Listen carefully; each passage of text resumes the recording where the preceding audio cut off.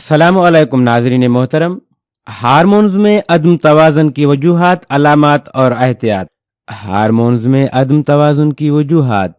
Hormones में अदम तवाज़ुन की सबसे अहम वजह मुस्तकिल तनाव और पुरसुकून लाइफ स्टाइल का न होना है। वो खवातीन जो घरेलू नाचाकियों में उलझी रहती हैं या फिर भरपूर ग़िज़ा और नींद नहीं लेती, उनके हार्मोन्स में अदम तवाज़ुन पैदा होना शुरू हो जाता है। उसके अलावा वो खवातीन जो तंबाकू नोशी का ज्यादा इस्तेमाल करती हैं, उन खवातीन के हार्मोन्स भी डिस्टर्ब हो जाते हैं।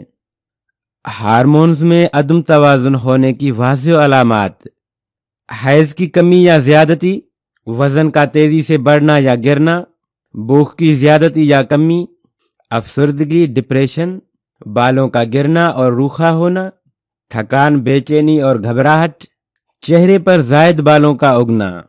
तो दोस्तों, वीडियो में आगे बढ़ने से पहले अगर आपने मेरा चैनल सब्सक्राइब नहीं किया तो सब्सक्राइब कर लें, ये बिल्कुल फ्री है, और साथ ही बेल आइकन पर क्लिक कर दें ताकि आने वाली नई और इन्फॉर्मेटिव वीडियो सबसे पहले आप तक पहुंचे। हार्मोनल बैलेंस के लिए चंद अहम एहतियातें। हार्मोनल बैलेंस के लिए वर्जिश करना मुफीद होता है, लेकिन पेचीदा और थका देने वाली सख्त वर्जिश करने से इज्तनाब करना चाहिए। नंबर 2, बाकायदगी से सुबह की धूप लेनी चाहिए। नंबर 3, मसनूई फ्लेवर और रंगों का इस्तेमाल नहीं करना चाहिए। नंबर 4, तेज मिर्च मसाला इस्तेमाल करने से गुरेज करना चाहिए। नंबर 5, मसनूई तरीके से उगने वाली सब्जियां और फल इस्तेमाल नहीं करने चाहिए। नंबर 6, जिस्म में विटामिन डी और प्रोटीन की कमी भी हार्मोन्स में अदम तवाज़ुन पैदा करती है। विटामिन डी की कमी पूरी करने के लिए दवाएं और इंजेक्शन भी इस्तेमाल किए जा सकते हैं। नंबर 7, बादी, खुश्क और कब्ज पैदा करने वाली और वजन बढ़ाने वाली ग़िज़ाओं का इस्तेमाल नहीं करना चाहिए। हार्मोन्स बैलेंस करने में मुफीद ग़िज़ाएं। पालक उन ग़िज़ाओं में सरे फहरिस्त है जिसमें मैग्नीशियम की वाफिर मिकदार पाई जाती है। पालक को ज्यादा पकाने से इज्तनाब करना चाहिए। विटामिन डी के हुसूल के लिए मछली का इस्तेमाल करना चाहिए। उसके अलावा मछली का तेल और मछली के तेल से बनने वाले कैप्सूल भी इस्तेमाल किए जा सकते हैं। मशरूम्स में भी विटामिन डी की काफी मिकदार पाई जाती है, और खास तौर पर ऐसे मशरूम्स जो सूरज की रोशनी में उगाए जाते हैं।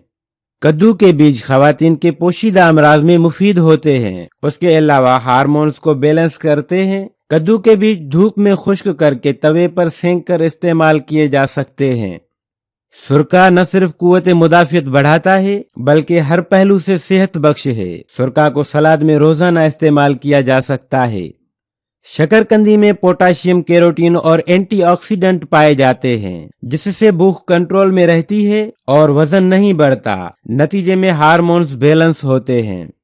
अनार के रस में एंटी इन्फ्लेमेटरी और एंटीऑक्सीडेंट खुसूसियात पाई जाती हैं, जो ब्रेस्ट और स्किन कैंसर से बचाता है और हार्मोन्स बैलेंस करता है।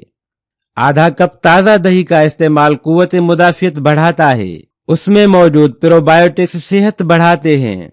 खानों में नमक की ज्यादती हार्मोन्स में अदम तवाज़ुन पैदा करता है। हिमालय नमक का इस्तेमाल कुदरती मादनियात और विटामिन के हुसूल का जरिया होता है। ब्रोकली एंटीऑक्सीडेंट सब्जी है, जिससे जिस्म से टॉक्सिन्स की मिकदार कम होती है और हार्मोन्स बैलेंस होते हैं।